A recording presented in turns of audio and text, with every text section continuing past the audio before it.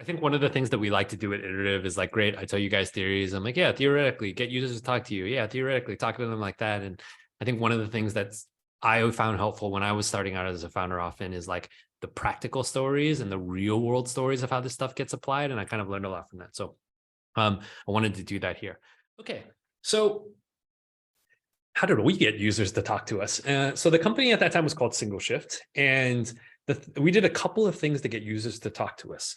The first thing we did is, and for context again, sorry, we just had a landing page with an Airtable form. And so that's all it was at that moment. And we were, part of the process when people registered is we told them we had to interview them to approve them for the platform. It's like you kind of had to interview for the job kind of stuff, which was not true at all. We did not need people to interview. We not need to approve people for the job. We just did that so we could talk to people. Like, I just wanted to talk to the people who were signing up for this like silly thing we were working on. And so I was just like, everybody that signs up has to interview. And so you could see on the right here, I literally pulled this up, 2018. I sent this email. Like everybody who signed up, I just had an automation and sent this email that was like, hey, I'm the founder, this is what we're doing. You can schedule a call with me. And I had 15-minute calls and people would just book calls with me. And you can see I did a drip campaign. And so literally everybody that signed up, I like sent them this thing and they could book 15 minutes with me. And I just like talked to them about their thing, which I'll go into more. But so the first step was we had this interview process. After you sign up, I sent you this email and I was like, hey, you should book time with me. So that was the first thing we did. The second thing we did is when people got jobs on the platform, we would make a WhatsApp group. So if Melissa signed up for our platform and June was a restaurant owner in Singapore, I would basically make a WhatsApp group with Melissa and with June in the WhatsApp group. And I'd be like, hey, Melissa's the one that's going to be working your job at Friday at 4 p.m. And just a way for them to kind of introduce each other. And then when the job was complete, because I know when it was complete, I basically had something that messaged them on WhatsApp and was like, hey, how did your job go? Anything we can kind of like know about that and that stuff. And the reason why I did that right after the job is because the platform just worked for them. Like they signed up for this thing, they went to the job and they just made money. And so they're like willing to talk to me at that moment because I'm like, the thing that I built just worked for you, right? And so I played around with doing it after the job. I also played around with it after payday. So we used to pay people like on Monday of every week. And my response rates after payday were like significantly higher than any other day because I just sent them money, right? So they're willing to talk to me. I just sent them money. They're willing to talk to me. And then the third thing that we did here is that we hosted periodic dinners for power users. And so again, just to like focus on the people that were using it a lot. And I learned this from Yelp. Yelp used to do this. Yelp is this restaurant review site in the US. I think only 1% of the people that use Yelp actually have written a Yelp review. And then everybody else just reads Yelp reviews. And they ran this whole program for the 1%, because the 1% is so valuable to them. They ran an entire Yelp Elite program that invited them to like special events and stuff so they could talk to them and keep them motivated. And it was the same for me when I was running this thing. I think of all the jobs, I think the same like 20 people did like 40% of the jobs or something. And I was like, man, those 20 people were just like huge to me. And so we used to have events for them all the time. And so they became my best friends. And if they had thoughts about what we were working on, they would like email me.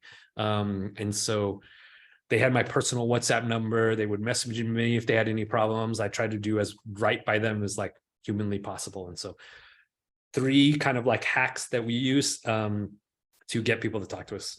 We built an interview as part of the onboarding registration process. We messaged somebody after their job or after payday. And then we had this, we hosted dinners for kind of power users and stuff. And so that kept them going. So we got a lot of feedback from people to talk about this. What did we actually talk about?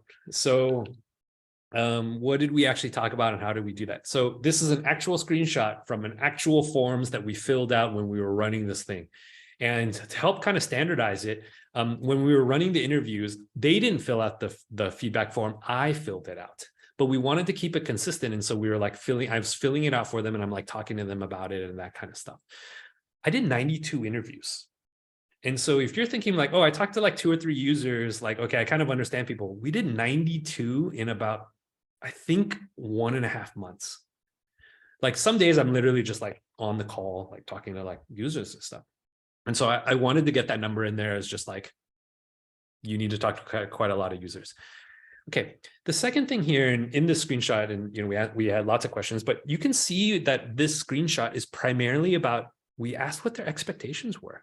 So there were some questions about like what their age was, and like, why are you looking for, like, why do you need money and all this kind of stuff. But we were also like, how much money do you think, how much money like do you want to make? Like, what is your hourly wage? And if everybody said like they want to make $20, that's their expectation. And then I interviewed all of the restaurant owners and they all said, I'm willing to pay 10. I'm like, okay, well, my platform is screwed because one side wants 20 and the other side is willing to pay 10. So nobody's going to work together. So I'm screwed, right? So I directly wanted to understand, like, what is the expectation of people on this platform? And is that going to overlap with restaurant people? And so I wanted to know, like, what is your hourly wage expectation? So you can see it here in the breakdown. Same with minimum length of shift. We were like, do people want to work 2 hours? Do they want to work like 9 hours? Like what? Like, I have no idea, right? And so we had this whole breakdown around what this was, and most of it came out to be this 4 to 6 hours piece, and then a few 6 to 8 hours. And I remember talking to people and I was like, hey, why do you want to work more hours? And they're like, well, look, if I already went through the work of like getting the job and then showing up there, I can only make so much money if I work 2 to 4 hours. It's kind of like not worth me going down. It's like, if I'm already there, I want to work the full 8 hours and I want to make 8 hours worth of money. And I was like, that 100% that like totally makes sense. Like, okay, that makes sense, right? So we're like learning about what they're looking for here. And the same with number of shifts per week, which is, how many jobs do people want to work? If people are like, oh, I want to work 1 job a week, and then we get restaurants who, like, let's say we need to get like, I don't know, there's like 1,000 shifts on our platform a week. I'm like, oh man, okay, I need to find it. That means I need to get 1,000 people to fill 1,000 shifts.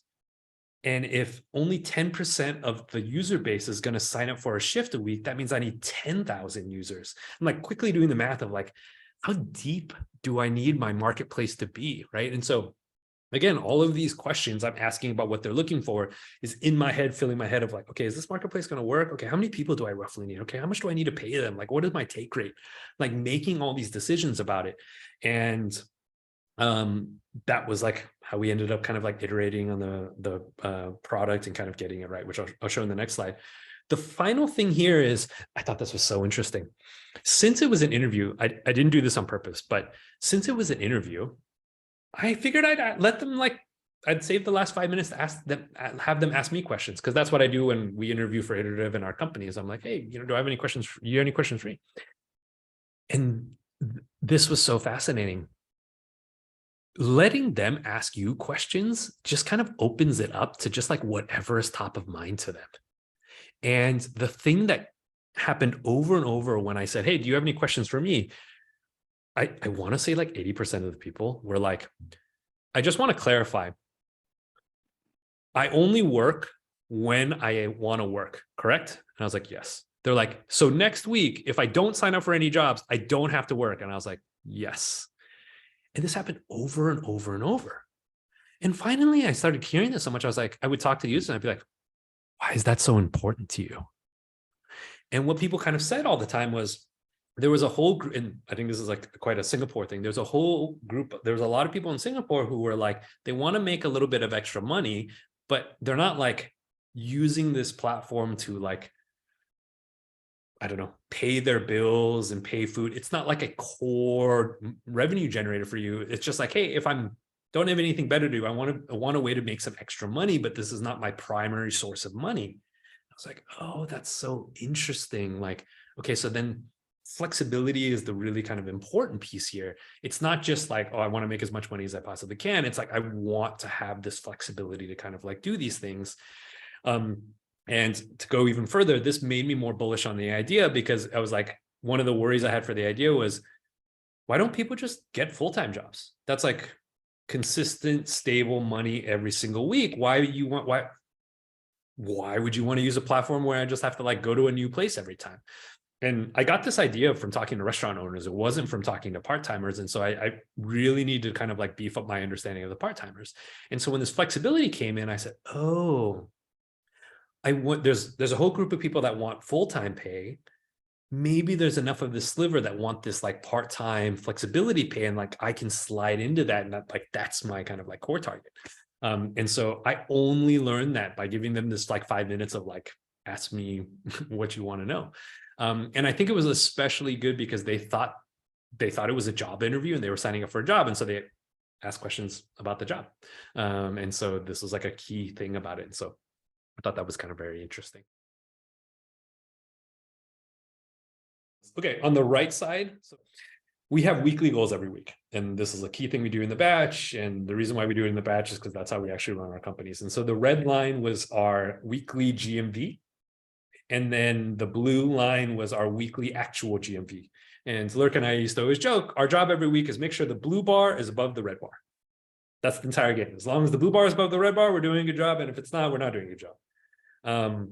Melissa and June can identify with this because that's exactly how things at Iterative work. It's just like, get the blue bars above the red line. And you can see our GMV grew quite quickly, kind of like towards the like 9th month in 2018, where we were like, oh, okay, 4,000 in like, 6 months. I don't know what this month, July. I mean, we're with this one. But in 3 months, we basically went from 4,000 in GMV to about 15,000 in weekly GMV, right? So, gosh, I don't know what X that is, 3X, I guess, in 3 months as we were working on it. And a lot, I mean, this basically happened because of all the things we were learning. So, oh yes. So I talked about people confirming about they only work when they wanted. So that was one of the patterns that kind of came out. And so we redid all of our marketing and all of our Facebook ads to focus on that. So we used to talk about us as a platform to like make more money. And we changed it to like work when you want. Like that was our headline. We like completely changed the value proposition of the ping. And sorry, I'm jumping around here a little bit, but when we did that and we changed our paid marketing ads, our tag dropped by like 67%. Like it's literally, we changed the words from like make more money or something like that to work when you want. And it was like instant CAC drop 67% because it was the value proposition that they actually cared about. People did not care about making more money, at least not the product. And so the moment we did that, CAC dropped, we could, like I could basically spend twice as much money to kind of like, I could spend the same amount of money and get twice as many people. So it's like, okay, easily kind of like better. The other thing we found too was, and again, since I was doing these interviews and stuff, I thought this was primarily a platform that is used by like university and recent university grads in Singapore, because that's how I think of part-timers. I'm like, oh, it's like young people who want extra jobs.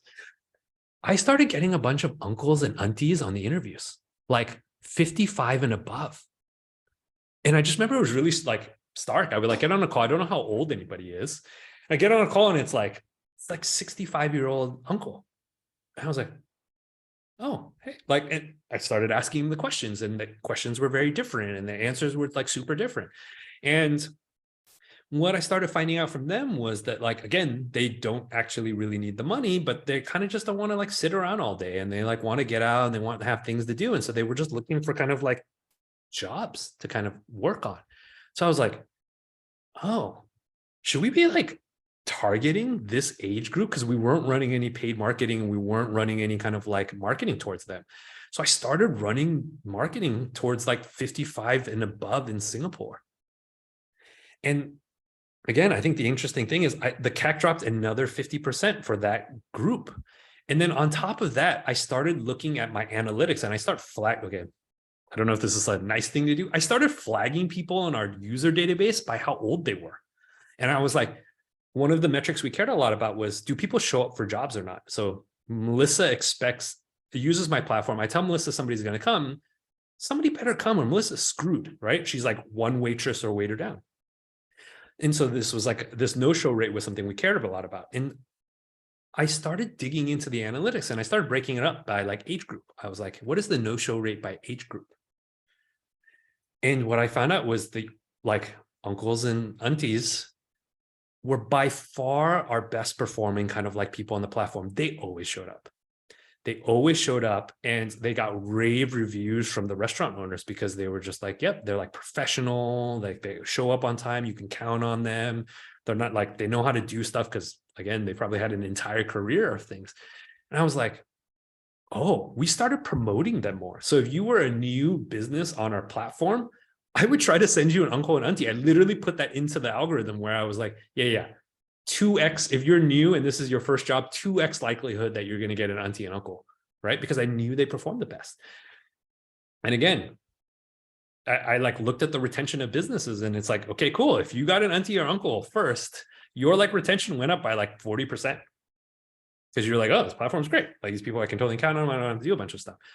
Again, these are all insight. These are all like things that I did and took advantage of only because I like did these interviews and was talking to people and kind of understanding what they were coming from. So I think we took the learnings into kind of like the ideas part. And then the last part here, which I kind of already showed you and jumped the gun, is like, we just did this kind of like over and over, and we were getting all of these gains, and, you know, that's why the GMV went up like that. And I think everything we learned would like coincide with some gain in GMV. So it's like, okay, cool. We dropped the CAC. Okay, cool. Our GMV went up by a little bit because, you know, we're spending the same amount of money and we get twice as many users. Okay, cool. Okay, cool. We decreased the churn because we were prioritizing aunties and uncles to businesses. Okay, like that decreased the churn by 30%. So the GMV went up by a little bit from there. And so we're like getting all of these gains and like turning these insights into things that we're kind of implementing into the platform. And that's like slowly, methodically, just like pushing up the GMV for this. And so I guess this slide is kind of about being on the right path. And the ultimate way to kind of know you're on the right path here is like you start getting these kind of like growth numbers to kind of like go up here. You can see towards the end, we started just like crushing our goals, right? I mean, through the middle here, we were kind of like doing okay, but not beating the goals. And that was partly because we're still in the learning phase. And then if you really get some of these learnings in and you incorporate them, then you start blowing them out. And so I thought this was an interesting, fun time to kind of do it. I've obviously caught up with Lurk, and, you know, the article says that, you know, he's, you know, they make 500K profitably in a year and all that kind of stuff. And so this curve continued for him. Right. And so in order for him to kind of make 500K in a year, his GMV's got to be like much higher than this. Right. And so it's kind of continued, and I catch up with him every once in a while, and, you know, still kind of the same things hold that he learned back then. So if you learn these things early in the process, they compound over time. And so that's also what's so valuable about learning these early, because, you know, then you get to enjoy the, you know, compounding of it over, you know, however long you run the startup.